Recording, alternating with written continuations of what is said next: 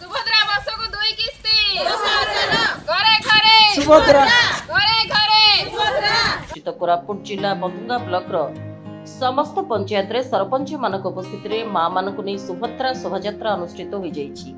एही शोभायात्रा रे अंगनवाड़ी कर्मी सीआरपी एमबीके मिशन शक्तिर मां और गाँ रु आसिथिबा मां माने शताधिक संख्यार भाग नै बैनर सहित घरे घरे सुभद्रा स्लोगान दे शोभायात्रा करथिले। बंधुगा पंचायत रे सरपंच लक्ष्मी काट्राका, नीलाबाड़ी पंचायत रो सरपंच जगन्ना वाटाका, आलमंडा पंचायत रो सरपंच गौरी मेलेका, पेदालोडा पंचायत रो सरपंच शेखर कंडागिरी, गारेडी पंचायत रो सरपंच मोती मांडिंगी, कुंभारीपुर पंचायत रो सरपंच रुद्र जाकाका और के जागुगुड़ा पंचायत रो सरपंच झिली ताडिंगी समेत समस्त पीओ मध्य उपस्थित रही निज निज पंचायत रो सुभद्रा शोभायात्रा रे भाग नैथिले।